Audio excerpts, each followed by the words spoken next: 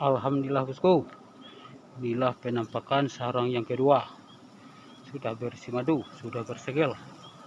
Alhamdulillah. Untuk yang kedua, hari Senin. Inilah penampakan kantong madunya bosku. Kantong madunya dua ya bosku.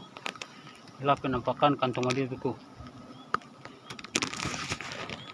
Nah, inilah penampakan kantong madunya. Dua sarang, dua kantong madu. Alhamdulillah untuk hari ini.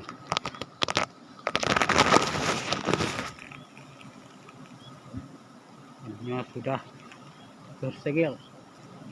Bagi berminat madu tanah Fensi, silakan hubungi Fahri Madu Fensi. Sekian dulu bosku. Assalamualaikum warahmatullahi wabarakatuh.